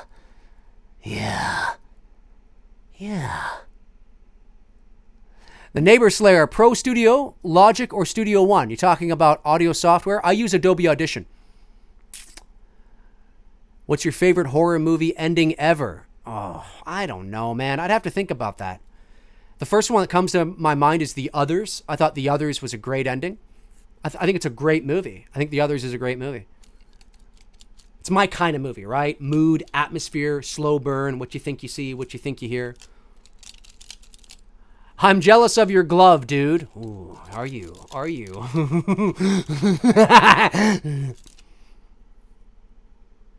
They're around, man. Search online. You can buy. I bought this at Fan Expo here in Toronto last year. So this was, I think I paid 100 something Canadian for it. It's a replica of the one from the original film, very first movie. So they're out there, man. You can get your hands on it. But I ain't selling this, baby. Okay. Again, hey, if I don't answer your questions, nothing personal. Just a lot of stuff scrolling by. Okay, I see Ty Sean Anderson. I've seen yours a little bit. Hey, Dave, if this new Halloween movie does well, do you think we'll get a Friday the 13th movie next year and Nightmare on Elm Street movie 4 years after that? I think if this movie does really well, I think they will consider it. I think if Blumhouse gets their hands on the Friday series and the Elm Street series, I think it's likely that we will. But I've said this. In order to have a successful Friday the 13th launch or a successful Elm Street launch, in my opinion, you guys may not agree with me, you got to go back to the roots, man. First of all, we don't need them. We don't need this new Halloween film. We don't need it. We don't. But if you're going to do it, you got to give yourselves the best probability of success. Go back to the roots. Go small. Focus on mood, atmosphere, tension. Real hardcore scare shit. Get into the head psychologically. Okay? So I get asked a lot, Dave, what is truly frightening? Like, what makes a good horror movie? And I have this answer all the time. And this is the answer. If you want to know what makes a good horror movie, this is the answer. At the end of the day, ladies and gentlemen, this is what makes a good horror movie. You have to get into the psyche of our minds, okay? Blood, guts, and gore is cool. It will always have its place. The slasher genre will always have its place and fans. And, sometimes it's fun to just watch blood, guts, and gore and people getting hacked. I get it. That's cool. That's fine. But if you want to be scared, I mean genuinely scared while watching a movie or feeling uncomfortable, you got to get in here. And how do you do that? You don't show the boogeyman. Whatever boogeyman that is, whether it's, supernatural, whether it's Freddy Krueger, whether it's Michael Myers, whether it's the killer outside, whatever your Jaws, right? The shark, whatever your boogeyman is, you've got to get into the psyche of the person. If you show the boogeyman too soon, okay, perfect example. We're all in a movie theater, all right? All of us right now, 90 people, we're all in a movie theater together, okay? We're watching a horror movie. It's a creepy movie. It's atmospheric. It's suspenseful. We're going to dark places in our minds when we watch this movie. Okay? And if you keep the boogeyman at bay, whatever the boogeyman is, if you keep him at bay, whatever that is, whatever the boogeyman is, you keep him at bay, and you build that slow burn, that psychological tease, you and I are all 92 of us are all going to go to a dark place in our minds. Now, you might go to a different dark place than me because we have different things that scare us. But we're all going to go to that dark place of what we think this boogeyman is, or what's going to, or what's going to happen. Therefore, we're all going to be scared the same way. But if you show the boogeyman too soon, or right out in the open from the very beginning, right, the probability goes up then that maybe I'm frightened. I go, oh, that's exactly what I pictured it was going to be. But you're sitting there going, oh, that's not what I pictured it was going to be. And now you have a theater full of 91 people that some of them are scared, some of them aren't. A lot of them are laughing. A lot of them are like, oh, this is crap. That's not what I pictured. Do you know what I'm saying? That's why it's so important to get into the psyche of your audience. That's what truly scares us. We all might have different fears and different thresholds of what scares us, but if you build that slow burn and take us on that ride together, your audience will all go to their own version of hell. That's how you scare your audience.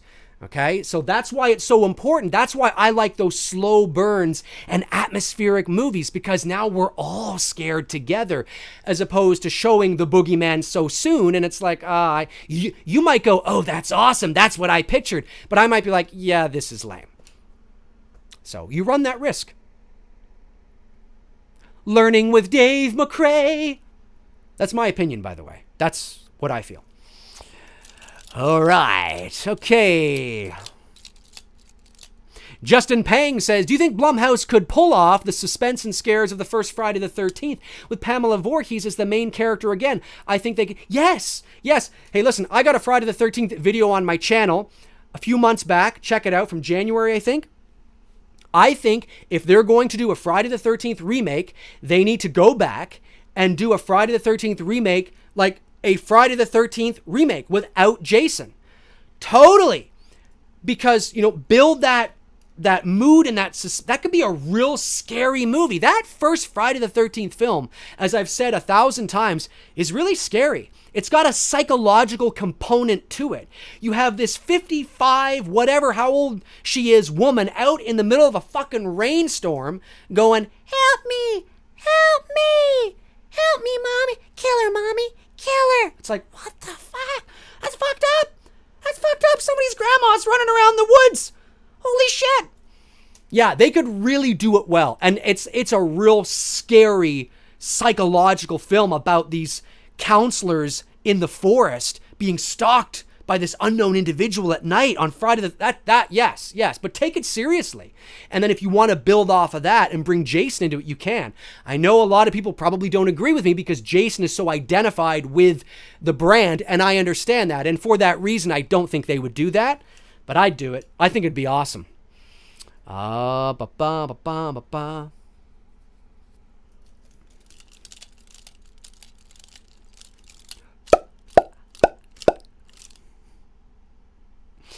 Okay, 92 people still watching, seeing a lot of the same people asking questions. Okay, I'll ask this again. Are there any women in the chat room?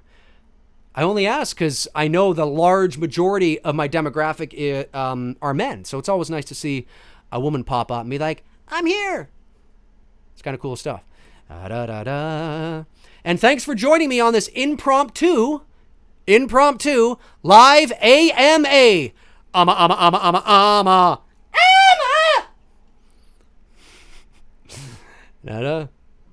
Excuse me. I'm getting kind of hungry. I think I'll have a snack after this. It's after midnight. I think I will have a midnight snack after this. One woman here, Dave. Is it Suzanne? It's Susen. So it's not Susan, or just Suzanne? Cool. Hello. Awesome.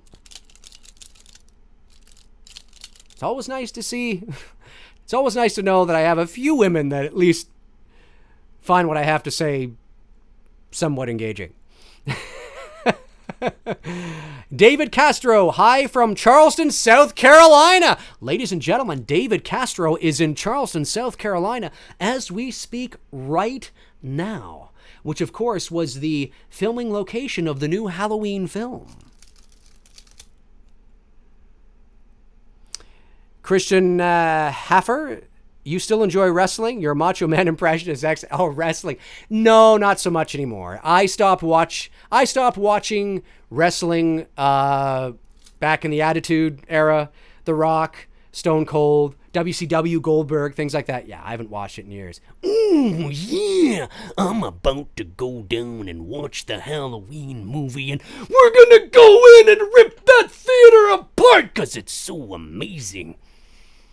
That's what Macho Man does. He goes up here and then he gets quiet. He's like, Hogan, you don't know what you're doing because I'm the Macho Man. What I'm going to do is get you down on the ground and then I'm gonna lift you up.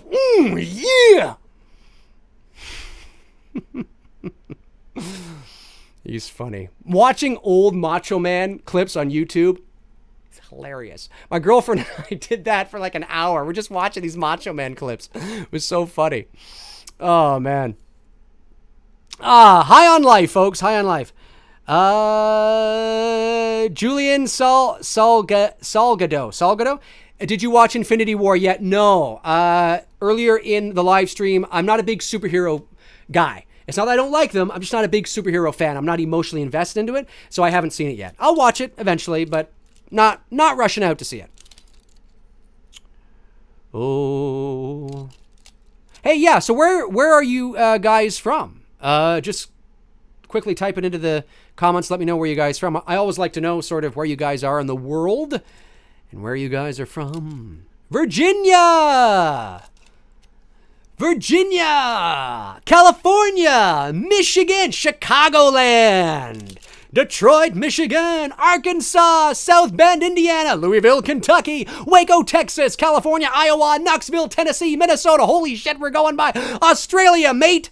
Mexico, Nashville, Tennessee, Dallas, Texas, teenager from Los Angeles, Louisville, Kentucky, California. Around your area, Dave. Not gonna tell you where, though. Dallas, Texas, State College, PA, Pennsylvania. Am I saying that? I'm assuming that's right. Mississippi, the mighty Miss, the big Miss. Tirana. Crystal Lake, Illinois. Brooklyn, New York. Ohio. Worcester, MA. Massachusetts. Is that MA? Maybe it's Maine? I don't know. Probably Massachusetts. UK, United Kingdom. Philadelphia, PA. I'm from everywhere, man. I'm from everywhere, man. North Carolina. Your front porch. Yes, I thought I heard something out there. Awesome. Got the security cams on and the laser beams will fry you.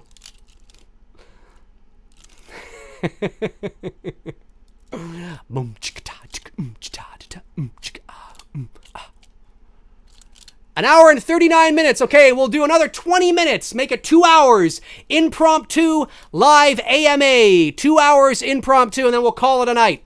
Another 20 minutes to go. Nashville, Tennessee. The moon. So you're the guy on the moon. Folks, Brian is the man in the moon. Bum, bum, bum. Right now I'm in Florida, but have family in New York and up north. Well, that's cool. Awesome stuff. It's glad to see you guys are all over the place.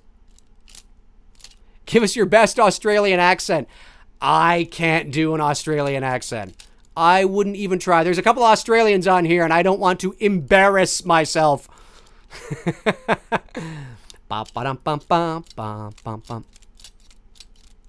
Hey, Dave, hey, this is a good one. Have you met the man himself, John Carpenter? I have not met John Carpenter. I'd love to meet John Carpenter. Just haven't had the opportunity. I did meet Nick Castle a couple years ago, and I showed him a clip from one of my fan films that I did, and he loved it. He thought it was great. He was like, oh, yeah, this is great stuff. I mean, even if he hated it, I doubt he'd be like, oh, fuck, this is shit. Like, this is shit. Why are you showing me this? But I could tell he was genuine. He was impressed. Nick Castle's such a sweetheart, too. He's such a nice guy. How anybody could have any issues with Nick Castle is beyond me. Such a nice guy. Very professional and very polite. And working in the industry, I see a lot of people that are not that.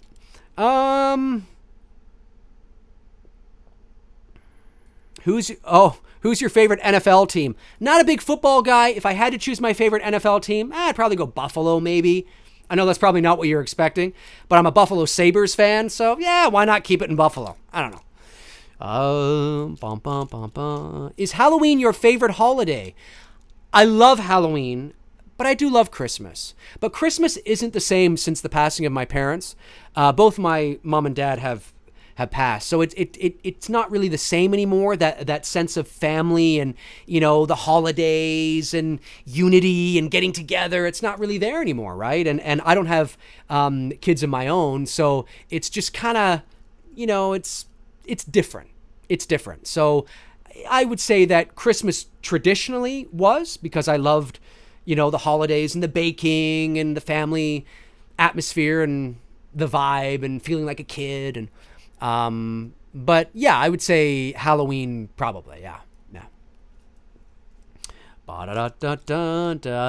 Green Arrow says, my birthday was last month and I'm 32. Well, happy birthday, Green Arrow. Happy belated birthday. My birthday's coming up. Should I tell you when my birthday is? I don't know. What the hell, I'll tell you. I will be 39 on May the 24th.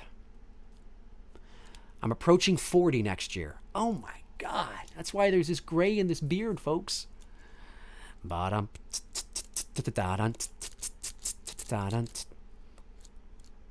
Happy birthday. My birthday was May 4th. Hey, happy birthday. Okay. What do we got? 18 minutes to go. 18. Are you a Taurus or Gemini? I'm a Gemini. I'm a Gemini. That's why I can be like this, and all of a sudden I'm... No, that's not exactly why, but it's a good excuse for it. My birthday was April 11th. Well, my birthday was April 11th. Well, my birthday was in February. My birthday was last week. Happy birthday, everybody. I'm Gomer Pyle. Do you like Chris Farley? Yeah, he was sort of there and gone very quickly, but in the few movies that I watched, yeah, he was funny. Another tragedy, though, eh? Another comedian's life ending in tragedy. You know, just too bad. And Robin Williams, like, oh, so sad. So sad. Loved Robin Williams. I wouldn't say that he was a direct inspiration, but I definitely...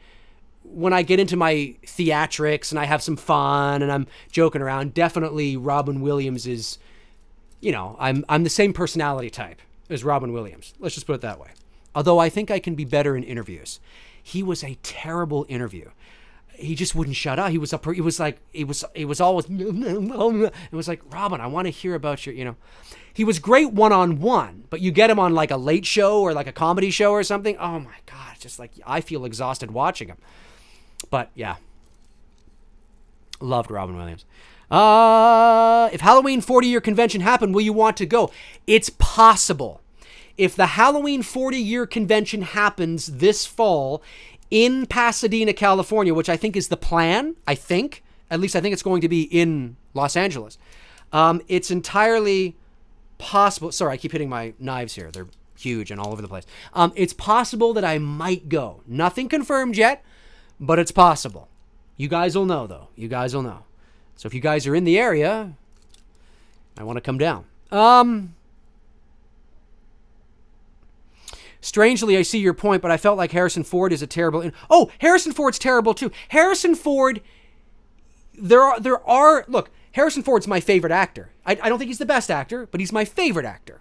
Always has been, ever since I was a little kid. But he's a terrible interview. Terrible. But there are interviews where you're like, oh, that was pretty good. He was on today. Maybe he had some coffee or he had a beer before he went on or some Adderall. I don't know. But he was all right. He was, he's very witty and has a very dry sense of humor. So, and because he's older now and he's a little more like this, it makes it sound even worse.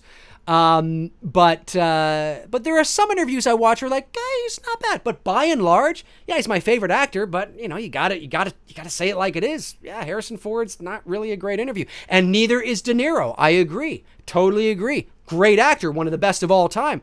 Terrible interview. 100%. Speaking of Ford, do you like American Graffiti? Love American Graffiti. Love American Graffiti. 1, 2, 3 o'clock, 4 o'clock, rock. 5, 6, 7 o'clock, 8 o'clock, rock. 9, 10, 11 o'clock, 12 o'clock, rock. We're going to rock. Around. Clock. What are your thoughts on Jim Carrey? I love Jim Carrey. And good Canadian boy, born right here in Toronto. And I love him. I think he's great. Well, I don't love him, but you know what I mean. I like him a lot. And I think he's great. But I think his career, he's at a point now in his career where a lot of comedians get to when they enter their 50s, and they're no longer... This is the problem with comedians who make their living doing crazy things. Like, all the sort of... When you're a physical comedian, like Robin Williams is with the crazy voices, or Jim Carrey is, or Rowan Atkinson is, right? Mr. Bean, or whatever the case is, when you're a physical comedian, there's that threshold where it's really funny. And then when you get to a certain age, it almost becomes sad because you look like an old man with a problem. Do you know what I mean? It's not that it's not funny, and it's not that we don't get it, but when you start to get older and the wrinkles begin to set in, and you're clearly in your later 50s or early 60s, that funniness now kind of looks, like you're doing the same things, but it looks more awkward than it ever has because you're so much older. And it's not that they're doing anything different, it's just they're older. They're older men now. So it looks like an old man that has a psychiatric problem. Do you know what I mean? It's like, imagine Mr. Bean in his 60s doing, like, it's kind of like, that's no longer funny. It just kind of looks sad. So there's that threshold when you're a physical comedian and when your career is reliant on that you have to learn and adapt. I think Jim Carrey is a far better dramatic actor than he gets credit for. It's always much easier for comedians to make the transition to drama than it is for dramatic actors to make the transition to comedy, because comedy is very specific. What you find funny, I may not. What I might, find funny, you may not. There are certain parts of the world that find certain things funnier.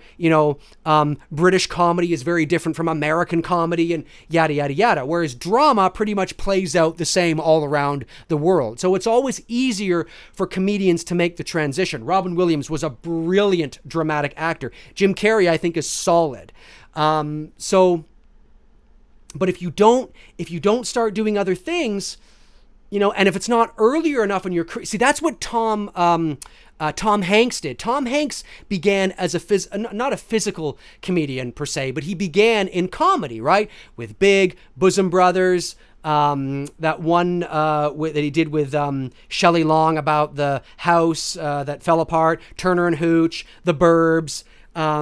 But he made that transition earlier enough in his career with Philadelphia and Forrest Gump, and then on to, Saving Private Ryan and all that that he was like, he did it early enough that now he could rely on it. He showed that he's a pretty bankable dramatic actor. He's got some acting chops, right?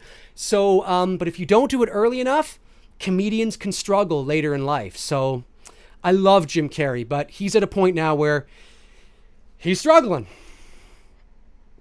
Okay, 10 minutes to go. The Money Pit. Thank you. Yes, The Money Pit. That's right. 10 minutes to go. 10 minutes to go. Any news on Indiana Jones 5? That's a great question. Chillin' Like a Villain. I love that name. No, other than the fact that Steven Spielberg, there is a release date, July 2020, July 19th, 2020, I think. And they're supposed to go to camera next April. Next April. April 2019 is when principal photography is supposed to begin. So the script is being written as we speak. I don't know. I mean, it could very well be Steven Spielberg's next movie.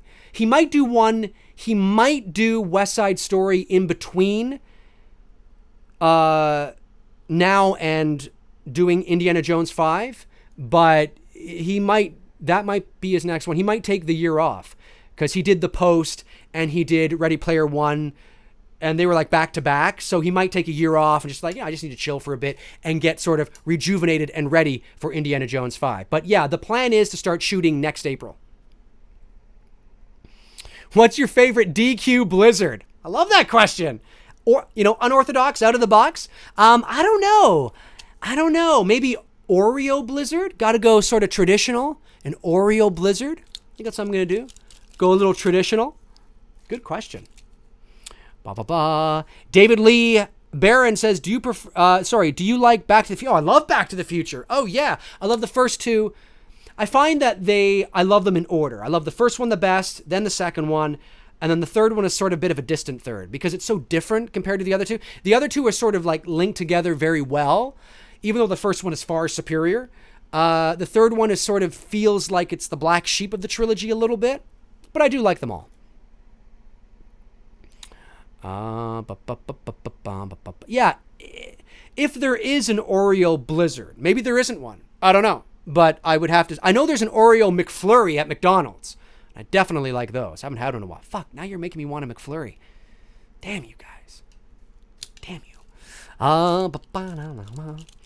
Charty Dark says, hey Dave, are you watching Cobra Kai, the Karate Kid show on YouTube Red? I really loved it. I have not seen it. I know that Tony Michael over on his channel is doing a shit ton of stuff on that. So if you want to know all about it and his thoughts on it, go over to his channel because he's talking all about it. And I haven't watched it. I'm probably not as big of a Karate Kid fan as he is.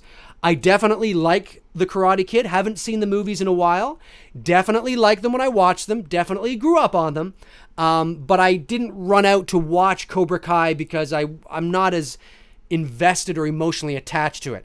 If they did something like that with the Goonies, yeah, you bet your ass that I would have watched it and I'd be doing videos on it.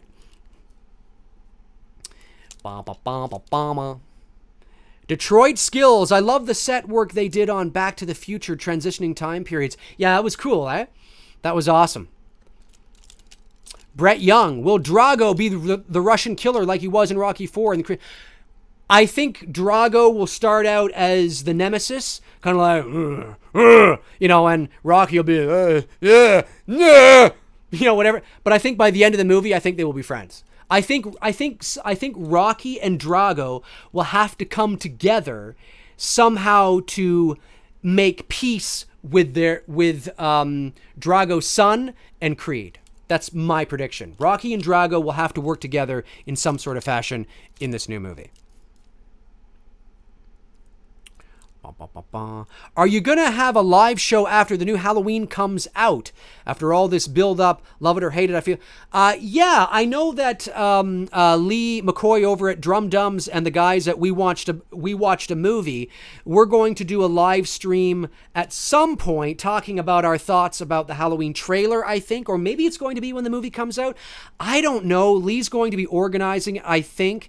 You can head over to their channels and ask them. But I do know that the plan is in the works to get the three of us. Maybe we'll even bring Tony Michael on as well, to get some people who are hot in the space of Halloween to sort of talk about this. I know that the wheels are in motion to try and get that happening. So I will definitely do my own videos on it as well, as I'm sure we all will.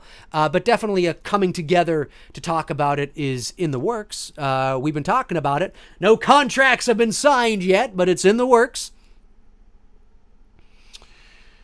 Keep up the good work, Dave. Love your videos. I'm out. Peace. Peace out, Brett. Take care, buddy. I always do that when I'm doing live videos, when I'm waiting. I sing the Hawaii Five-0 theme. Love that theme. That was my alarm on my phone for a long time. Michael Jackson or Elvis Presley? Ooh, I'm a big Elvis Presley fan. My dad was a big Elvis Presley fan, so I grew up on Elvis, but I love me some MJ. Love me some Billie Jean. That's a tough one, man. Depends on my mood. Yeah. Oh, Sherry, baby. Sherry, baby.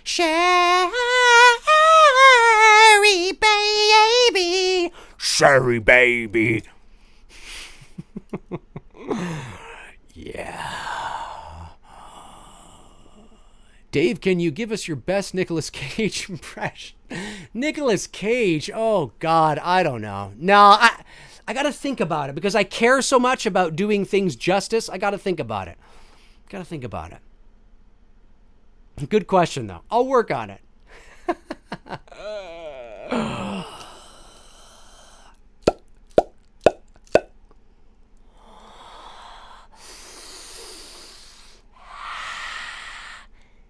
Tina.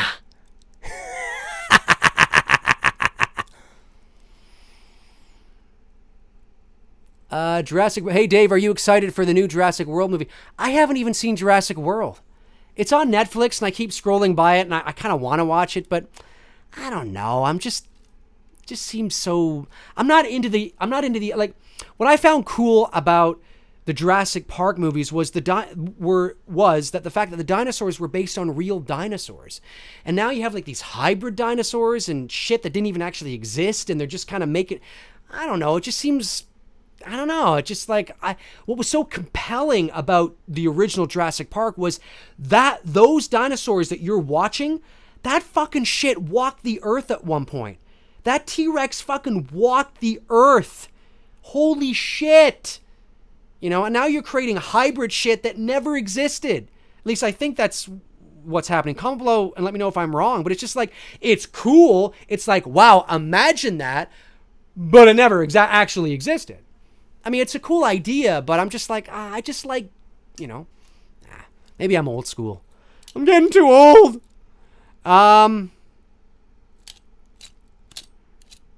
For some reason, I thought you said, do you believe in muscles?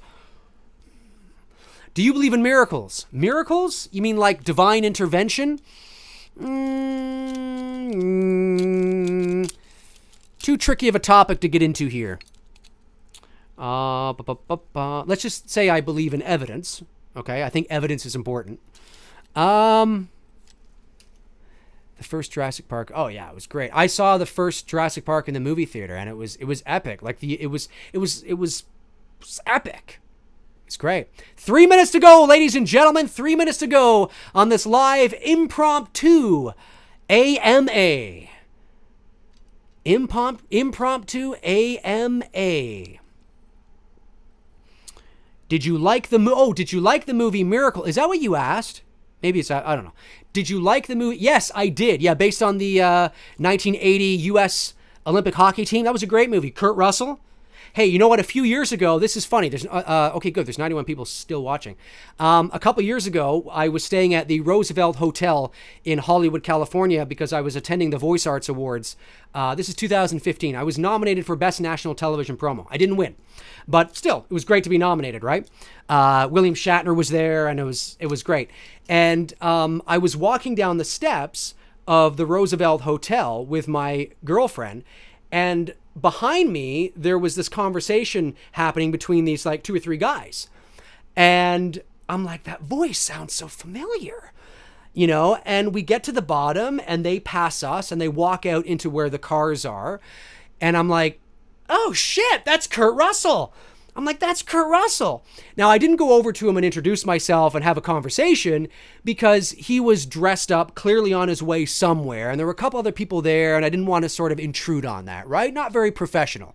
And because I'm a professional within the industry, I didn't want to go over and be like, oh, hey, dude, hey, you know what I'm saying? I want to play it kind of cool, right? But I took a photo because my sister is a big Kurt Russell fan. Crushed on Kurt Russell for a long time. So I sent that to her and I was like, hey, guess who's here at the Roosevelt Hotel with me? So she thought that was kind of awesome. So kind of cool. Oh. Okay. 20 seconds to go, folks. 20 seconds to go. I'll answer one last question here. And again, if I didn't answer yours, it's nothing personal. Remember that. Okay, let's see if we can look for something good. One last question. I'm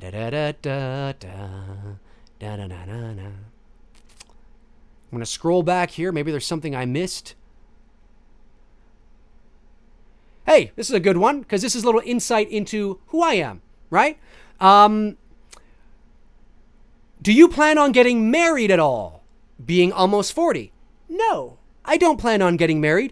Nothing against marriage. If you guys want to get married, I think that's great. I don't care if you're gay, straight, purple, green, orange. I don't care. If you want to get married, all the power to you.